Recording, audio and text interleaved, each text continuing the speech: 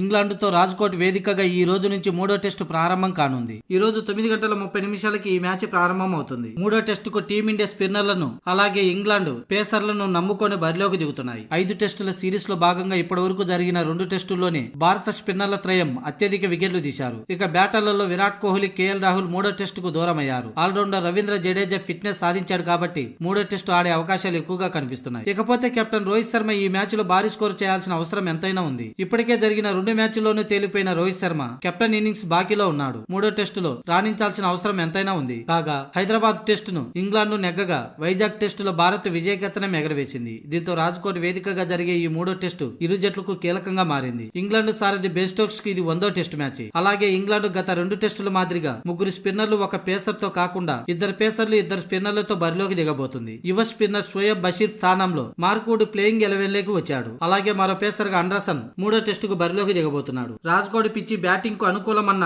వార్తలు వినిపిస్తున్న నేపథ్యంలో ఇంగ్లాండ్ ఈ నిర్ణయం తీసుకున్నట్లు తెలుస్తుంది. టెస్టులో తొలి 3 రోజులు బ్యాటింగ్ కు అనుకూలించే ఈ పిచ్చి ఆఖరి 2 రోజుల్లో మాత్రం స్పిన్ కు అనుకూలించే అవకాశాలు మెండుగా ఉన్నాయి. Ben Stokes, Crawley, Duckett, Ollie Pope, Root, Bairstow, Foakes, Ahmed, Tom Hartley, Mark Wood, Anderson తో మూడో టెస్టు మ్యాచ్ కు ముందే ప్లేయింగ్ 11 ను ప్రకటించింది ఇంగ్లాండ్. అయితే టీమిండియా మాత్రం ఇంకా ప్లేయింగ్ 11 ను ప్రకటించలేదు. అంచనా ప్రకారం చూసుకుంటే మిడిల్ ఆర్డర్ లో యువ ఆటగాళ్లు బరిలోకి దిగడం ఖాయంగా కనిపిస్తుంది. మొత్తంగా జట్టు ఈ విధంగా ఉండే అవకాశం ఉంది. రోహిత్ శర్మ, యశస్వి జైస్వాల్ ఓపెనర్లుగా, ఆ తర్వాత ఫస్ట్ డౌన్ లో శుభమన్ గిల్, ఇక రజత్ పటిదార్, సర్ఫరాజ్ ఖాన్, ధ్రువ్ జురేల్ వరుసగా బ్యాటింగ్ ఆర్డర్ లో రానున్నారు. ఇక స్పిన్ ఆల్రౌండర్ గా అశ్విన్, జడేజా, అక్షర్ పటేల్ ఇప్పటికే ఖాయమైపోయింది. ఫాస్ట్ బౌలింగ్ విభాగంలో సిరాజ్, బుమ్రాలు ప్లేయింగ్ 11 లో ఉండడం ఖాయం.